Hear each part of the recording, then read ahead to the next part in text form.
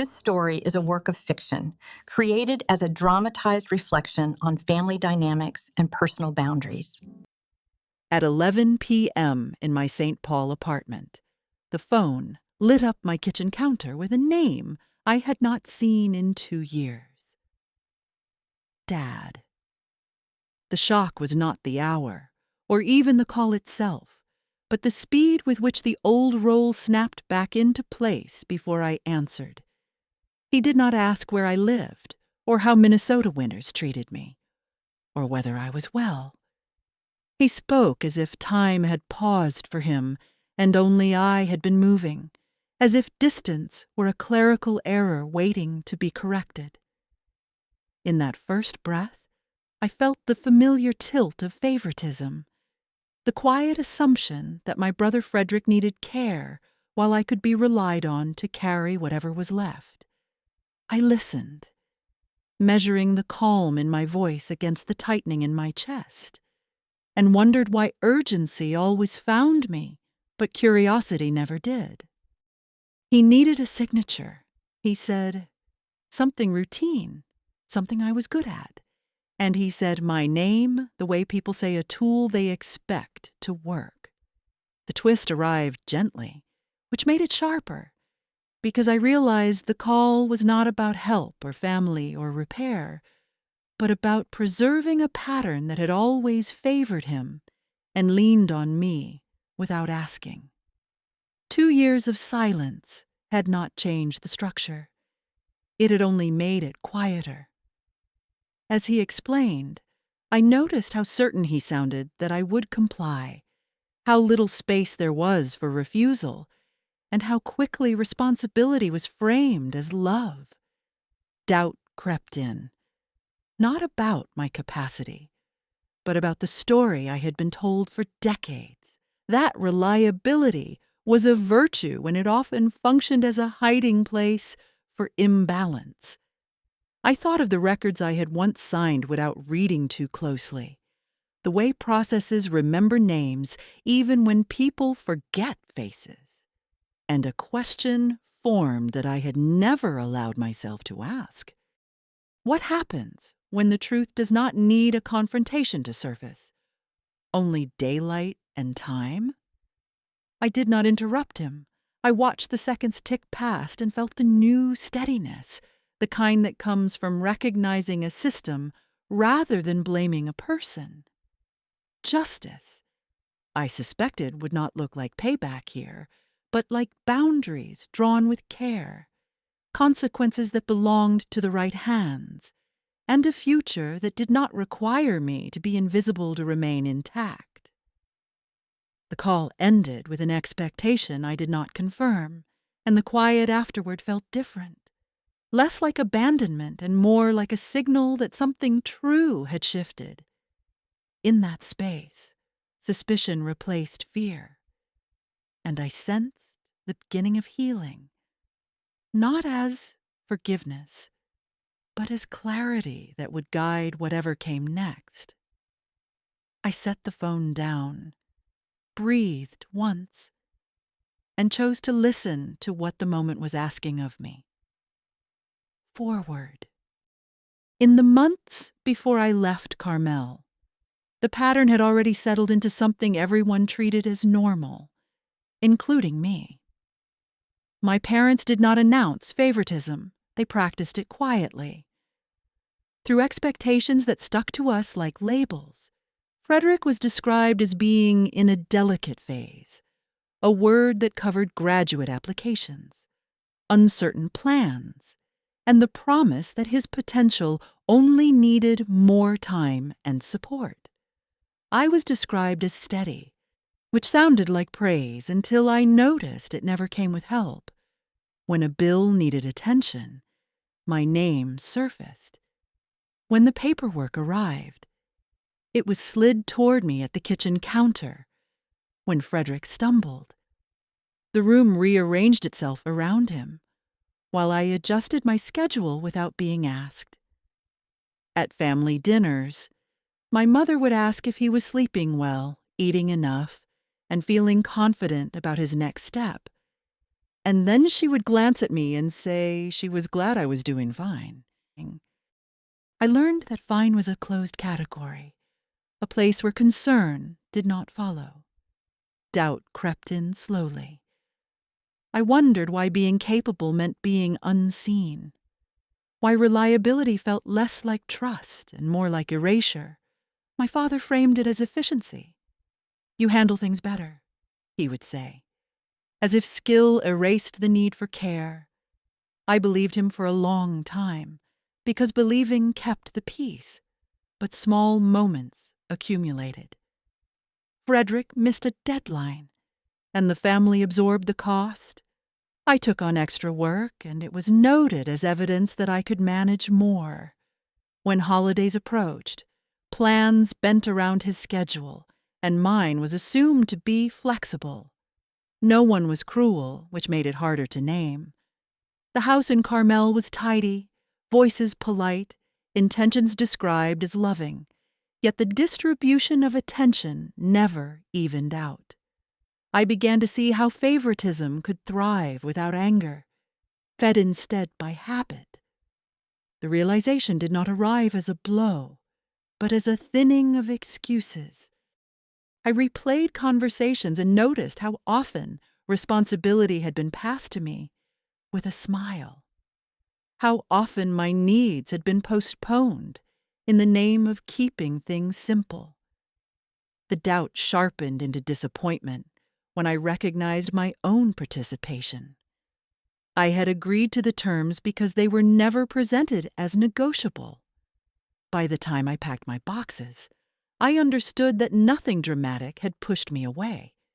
It was the steady lesson that independence was expected of me, and protection was reserved for him. That was the moment the story I told myself cracked. I had not been chosen to be strong. I had been chosen to be convenient, and the difference settled in with a quiet finality. As I prepared to leave, I tested the idea that absence might rebalance things, that distance could invite curiosity or care. Instead, the assumptions held. My parents spoke about my move as practical, not emotional, and Frederick's plans stayed central. I noticed how often the phrase "you'll be fine" appeared, a reassurance that closed the conversation. Doubt matured into disillusionment. I was not misreading moments, but observing a structure reinforced for years. Seeing it clearly did not make me angry. It made me tired. Then, honest about what staying would require, I left with clarity, not bitterness, aware of limits and boundaries. I did not announce my departure because there was nothing to declare. After years of explaining myself into smaller corners, leaving felt less like rebellion and more like alignment. I accepted a job in St. Paul that offered stability without spectacle, packed my car over 2 quiet weekends, and told my parents only the logistics they asked for. There was no scene at the door, no speech about distance, no promise to call. The decision formed in the background, a private recalibration rather than a break. I stopped initiating updates and waited to see what would happen. Weeks passed, then months. Silence did not arrive as punishment. It simply revealed what had already been there. My parents did not ask for an address, and I did not volunteer one. They forwarded mail once, then stopped. When I called on birthdays, conversation stayed light and procedural, as if we were maintaining a contract rather than a relationship. Frederick remained the reference point, his plans relayed in detail, his setbacks framed as temporary. I listened from my kitchen in Minnesota, snow collecting on the sill, and noticed how easily absence fit into the existing order. This was the quiet decision taking shape, the realization that my presence had never been the load-bearing piece I imagined. Choosing not to chase connection felt strange at first. like withholding effort rather than setting a boundary, but it clarified something essential. If care required me to perform reliability on demand, then distance was the most honest response. I did not block numbers or announce no contact. I simply allowed the pattern to continue without my reinforcement. The change was subtle but consequential. I learned how much energy I had spent smoothing edges that were not mine to manage. I learned how quickly calm could replace vigilance when expectations loosened. Disillusionment did not harden into anger, it settled into resolve. I updated my documents, built routines that did not bend around family needs, and kept my life legible only to myself. The move did not punish anyone. It tested a structure. When no one asked where I lived, the answer arrived without words. I was no longer required to be nearby to be useful, and usefulness had been the only role offered. The resistance here was quiet, a refusal to continue translating my worth into availability. By the time a full year passed, I understood that my leaving had not disrupted anything. It had exposed how little disruption my absence created, and that knowledge, though sobering, gave me permission to keep choosing myself without drama. I stayed present at work, invested in friendships, and practiced letting questions remain unanswered. The choice to move quietly did not erase longing, but it taught me that self-respect could exist without announcements, apologies, or demands. In that restraint, a steady confidence grew, preparing me for whatever test of boundaries might arrive next. With time, the silence became a deliberate space I guarded carefully and learned to trust its limits. I was rinsing a mug when my phone rang at 11 p.m., the sound cutting through my St. Paul kitchen with an urgency that felt out of place. Seeing my father's name after 2 years of near silence startled me more than the hour itself. I answered, slowly, already aware of how quickly old expectations could return. He did not ask where I lived or how I was. He spoke as if our last conversation had ended earlier that week. Not years ago. His voice carried a practiced calm that suggested a problem he believed I could solve. Frederick was mentioned within the first sentence, framed as being under pressure, overwhelmed, and needing things handled carefully. Then came the request. He needed me to sign something, he said. A procedural form connected to a temporary arrangement. It was nothing serious, nothing dramatic. And he emphasized how responsible I had always been. The words landed with a familiar weight. I listened, noticing how naturally the assumption appeared that I would agree.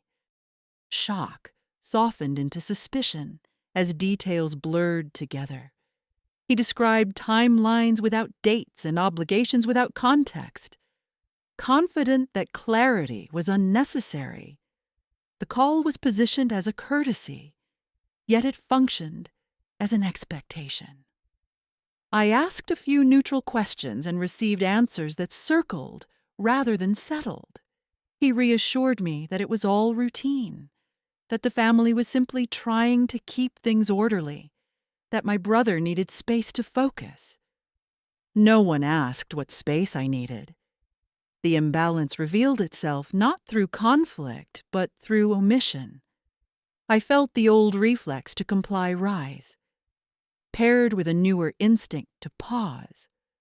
The pause changed the temperature of the conversation.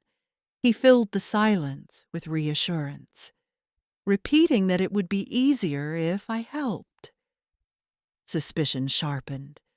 I realized the call was less about urgency than access. 2 years without curiosity had not weakened the assumption of availability. As he spoke, I understood that my distance had not rewritten the script. It had merely delayed this moment. When the call ended, there was no resolution. Only a sense that something incomplete had been placed in my hands. I stood in the quiet kitchen, phone dark, aware that the shock was giving way to questions I could no longer ignore. The hour mattered because it bypassed courtesy, signaling that my role remained on call, and the lack of context mattered because it asked for trust without transparency. I did not agree or refuse, choosing instead to acknowledge the request and end the call. That choice surprised me. Suspicion settled into focus as I considered how familiar this choreography felt. How often urgency replaced explanation, and how responsibility was framed as loyalty. The night returned to stillness, and with it a clear sense that the question was no longer whether I could help, but why I was expected to. That realization hovered, unresolved, insisting I look closer before moving, before signing, before agreeing to anything that blurred boundaries again. I did not rush to respond. Suspicion asked for proof, not confrontation. So I opened the files I had kept out of habit rather than fear. In a folder marked old paperwork were scans from years earlier, forms I had signed when my parents asked for help keeping things organized. At the time, it felt harmless, a convenience offered to the person who handled details. Now I read slowly, noticing how roles were preserved in language that sounded neutral. My name appeared as a secondary contact, an alternate signer, a backup for continuity. None of it was illegal or dramatic. It was simply durable. I followed the trail the way any careful adult would, checking dates, confirming what remained active, and noting what would be triggered by a new signature. The documents did not accuse anyone. They described a structure that assumed my availability as a safeguard for my brother. As the minutes passed, doubt shifted into resolve. If I signed again, I would not be helping temporarily. I would be extending a pattern. I called the clerk's number listed on a statement and asked procedural questions without names or emotion. The answers were patient and ordinary. Yes, my signature would carry responsibility. Yes, updates would default to me. No, there was no automatic sunset. The calm professionalism clarified what urgency had obscured. I was being asked to step back into a role that blurred care with obligation. Resistance formed quietly. It was not a refusal yet, but preparation. I gathered notes, highlighted clauses, and considered what transparency required. This was not about catching anyone in wrongdoing. It was about consent. The more I read, the more the request from my father felt incomplete by design. Details had been omitted because they complicated the agreement. I recognized that as familiar. For years, expectations arrived framed as favors, with consequences left unsaid. Seeing them written down stripped the charm away. I was not angry. I was precise. The decision emerging was simple and uncomfortable. I would not move forward without clarity, and clarity would shift the balance. That knowledge steadied me. I closed the folder and set my phone aside, aware that resistance did not need to announce itself. It could take the form of patience, of asking the right questions in the right order, and of choosing not to sign until the truth of the arrangement was fully visible. That approach felt aligned with who I had become, careful rather than reactive, grounded rather than performative. I made a short list of next steps that did not escalate conflict, scheduling time to review definitions, and noting which sections would require clarification from an independent source. I resisted the urge to explain myself in advance, remembering how explanations often invited pressure. This was the shift from doubt to resistance, a decision to slow the pace and insist on process. I slept that night with the file closed, not out of avoidance but out of respect for my own consent. Morning light did not change the facts. It reinforced them. I understood that asking questions would alter expectations, and that alteration was the point. I remained calm, committed to fairness, and unwilling to trade clarity for speed, knowing that restraint was the most honest form of resistance available to me at that moment. It protected dignity, preserved relationships where possible, and prepared the ground for consequences to land where they belonged, without spectacle or blame. I saved my notes, closed the laptop, and chose to wait, trusting that patience would reveal the next right step when time made the structure visible to me now. The follow-up arrived 2 days later, not as a demand but as a familiar reach for leverage disguised as concern. My father emailed first, brief and careful, asking if I had reviewed the materials and reminding me that timing mattered. He framed the situation as delicate, repeating that the family was counting on cooperation to keep things smooth. When I did not reply immediately, my mother called, her voice softer, her language heavier. She spoke about stress, about how hard things had been for Frederick, about how everyone was trying their best. The request itself did not change. What shifted was the expectation that my hesitation would give way to reassurance. Frederick did not contact me at all. His silence carried its own confidence, the assumption that someone else would handle the discomfort. I noticed how each message circled the same idea without stating it outright. That my refusal would create problems I would then be responsible for fixing. The audacity was not loud. It was embedded in familiarity. They asked for help while implying that withholding it would be a failure of character, I responded once. Measured and neutral, saying I needed complete clarity before agreeing to anything. The reply came quickly, a blend of impatience and praise. My father wrote that I had always been the reasonable one, that he trusted my judgment, that this was why he came to me. The compliment felt like a key trying to fit an old lock. I felt the tension tighten, not as anger, but as pressure, the kind that builds when expectations are unmet, but not yet challenged. I did not argue or accuse. I restated my boundary and asked specific questions about responsibility and duration. The answers were partial, steering back toward urgency and family loyalty. The subtext was clear. Help now. Discuss later.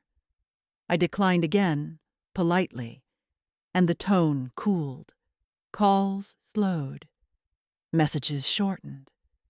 The air between us thickened with what was left unsaid. This was the return of audacity, the belief that proximity to family entitled them to my compliance. My resistance remained quiet, but firm. I was not punishing anyone. I was refusing to carry weight that did not belong to me. The consequence appeared immediately in small ways. My parents expressed disappointment without naming it. Plans were mentioned without including me. The tension did not explode. It settled. I recognized it as the cost of changing a pattern rather than the loss of connection itself. By choosing not to absorb their urgency, I shifted where the discomfort landed. It moved back toward the people who had created it. That knowledge was steadying. I understood that my refusal was not an act of defiance, but of alignment, and that the unease spreading through the family was evidence that a long-standing expectation had finally met resistance. The moment did not feel victorious. It felt necessary. I chose the procedure because it removed performance from the equation. Instead of arguing with my parents, I emailed the attorney whose name appeared on the old documents, the same office that had handled routine filings years earlier. I did not accuse anyone or describe family conflict. I asked for clarification about roles, liability, and duration, attaching only the sections that listed my name. The response did not arrive quickly. Days passed, then a week, and the quiet stretched without confrontation. When the reply came, it was precise and unemotional, explaining how secondary signers functioned, what responsibilities followed a signature, and how changes required formal consent from all parties. Nothing in the email singled me out. Yet the implications were unavoidable. My involvement was not symbolic. It carried accountability that extended beyond convenience. I followed up with a few narrow questions, keeping the exchange factual. Over the next 2 weeks, the process widened. Additional emails copied administrators and requested confirmation of current signers. No one announced an investigation. No one raised their voice. The system did what systems do when asked clear questions. It documented. It clarified. It reassigned. I learned that my name could be removed only if another person accepted the role outright. That requirement shifted the weight. My parents noticed the change before anyone explained it to them. The tone of their messages altered. Less certain. More cautious. Frederick was asked to confirm details he had never handled before. Deadlines that once floated now required decisions. This was public exposure without spectacle. The truth surfaced through process, not accusation. I was not revealing a secret. I was allowing the structure to speak. Consequences followed quietly. Responsibility moved to the person it belonged to. My parents stopped framing the request as simple. They began asking for time. I felt no rush to respond. The outcome did not punish anyone. It corrected an imbalance. As the weeks unfolded, communication slowed and then settled into formality. The tension I had felt earlier dispersed into administrative reality. I recognized that justice here was not dramatic. It was procedural. It relied on records, consent, and clear lines of accountability. By choosing the process, I avoided humiliation and resisted revenge. I did not need to be present for the exposure to occur. It happened because systems honor clarity.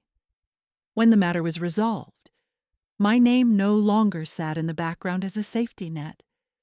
The relief that followed was quiet and durable. I understood that what had changed was not affection, but expectation. The family adjusted to a new distribution of responsibility, and I stepped back without ceremony. The truth had been seen, not shouted. It held. Over time, the shift became visible in ordinary exchanges rather than dramatic announcements. My parents asked for fewer favors and offered fewer reassurances. Conversations centered on logistics, not expectations. Frederick's name appeared where mine once had, attached to decisions that required follow-through. I was copied less, consulted only when appropriate, and eventually not at all. The exposure did not humiliate anyone, but it removed ambiguity. Each person occupied their role in plain sight. I noticed how relief and sadness could coexist without canceling each other. Relief came from accuracy. Sadness came from recognizing how long accuracy had been deferred. Still, the process had done its work. By insisting on procedure, I had allowed fairness to replace assumption. The consequence was stability. The family adapted to a configuration that no longer depended on my quiet compliance. And I learned that dignity can be preserved without speeches or scenes. That understanding stayed with me, steady and instructive. It was enough to know the truth had landed where it mattered, shaping outcomes without spectacle or blame, and that consequence, quiet and procedural, would endure beyond my involvement, continuing to guide decisions after I stepped away, leaving no room for old shortcuts or familiar assumptions to quietly return again. The exposure closed the loop, not by force, but by clarity. And in doing so, it completed a transition that could not be reversed without consent. Attention and accountability from those who now held responsibility. That was the outcome. Modest in appearance, firm in effect, and sufficient for everyone involved in the end. The consequences did not arrive as confrontation or apology, but as a gradual reordering of attention that made the old pattern impossible to ignore. With my name removed from the background of decisions, my parents grew quieter, less directive, as if they were recalibrating how much certainty they could assume. Frederick stepped into responsibilities that had once been buffered by my involvement, and while no one announced the shift, it showed in the questions he now had to answer and the timelines he had to meet. Communication became sparse and functional. I was no longer looped into updates meant to secure compliance, and the absence of those messages was telling. Nothing dramatic broke. Nothing healed overnight. The family simply adjusted to a configuration that did not include me as a fallback. That adjustment carried weight. I felt it in the pauses between calls, in the neutral tone of emails, in the way conversations ended without expectation. The outcome was not satisfying in a triumphant sense. It was clarifying. Reflection followed naturally, not as regret, but as inventory. I looked back at how often I had equated usefulness with belonging, and how easily I had accepted the idea that being dependable meant being perpetually available. Seeing the consequences unfold without my participation challenged that belief. The family did not collapse. They adapted. That fact unsettled and freed me at the same time. It meant my role had been assumed rather than essential. I considered how often I had mistaken responsibility for love, and how that confusion had kept me quiet. The distance created by the new arrangement gave me room to observe without defending myself. I noticed how my parents spoke about fairness now, more carefully, as if aware that assumptions could be tested. I noticed how Frederick navigated outcomes he once avoided. None of this came with acknowledgement. It did not need to. The consequence was structural, not emotional. In stepping back, I had shifted where effort was required, and that shift revealed truths I had resisted for years. Reflection deepened into acceptance. I did not need validation to confirm what had happened. The evidence lived in the changed routines and redistributed accountability. I allowed myself to feel both relief and grief, understanding that clarity often carries both. Relief for no longer carrying what was not mine. Grief for the years spent believing that endurance would eventually be noticed. As weeks turned into months, the quiet held, I found that I missed the idea of being needed more than the reality of the role itself. That realization was sobering but useful. It redirected my energy inward, toward choices that honored my limits rather than tested them. The consequences had settled into place, and with them came a steadier sense of self. I no longer waited for calls to define my value. I began to see that the most honest outcome was not reconciliation or distance, but accuracy. And accuracy, once established, did not require my ongoing effort to maintain. I spent a long time believing that fairness inside a family was something you earned by being reasonable, patient, and useful. I thought if I stayed calm long enough, if I absorbed enough tension without reacting, the imbalance would eventually correct itself. But distance has a way of clarifying patterns that closeness disguises, away from the constant negotiations. I could finally see how often I had been placed in the role of stabilizer, the quiet one expected to adapt so others would not have to. It was never framed as punishment or neglect. It was framed as trust, as strength, as my ability to handle things. That language had kept me compliant for years. What changed was not anger, but understanding. I realized that fairness does not arrive automatically with time, and loyalty does not obligate self-erasure. The hardest part was accepting that no explanation I offered would rewrite the story my family needed to believe. They were not confused. They were invested. Once I saw that, I stopped trying to correct the past and focused instead on choosing what I carried forward. I learned that boundaries do not require confrontation to be real. They only require consistency. Walking away from familiar roles felt disloyal at first, but it also felt honest. I was no longer negotiating for recognition or waiting to be chosen. I was choosing myself quietly, without spectacle. There are moments when stepping back from people you love is the quiet price of protecting your peace. That truth settled slowly, not as relief, but as clarity.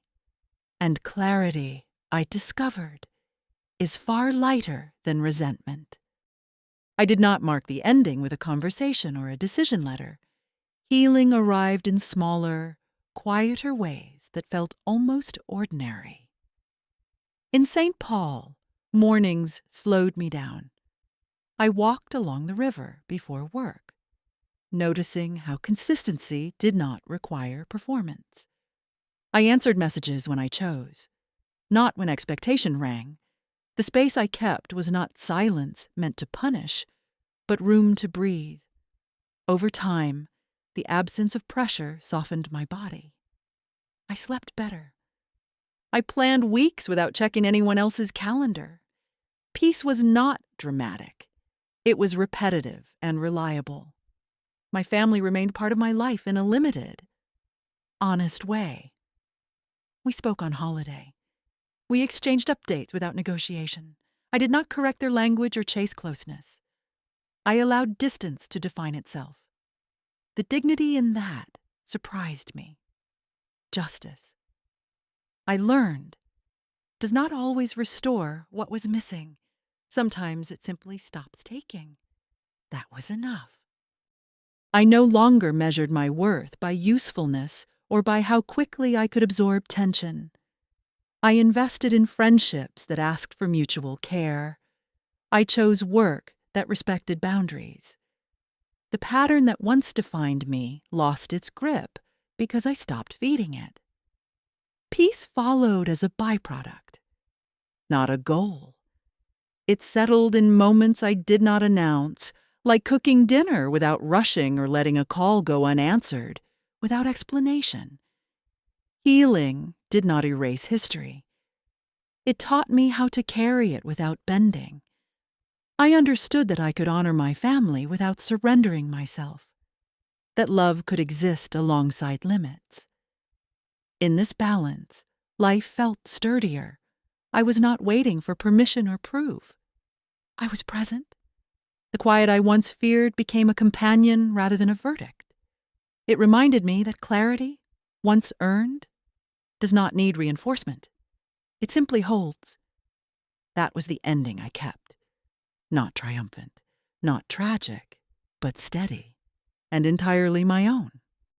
It felt complete without applause, grounded in choice, sustained by truth, and gentle enough to last through seasons of change without demanding anything further from me or anyone else.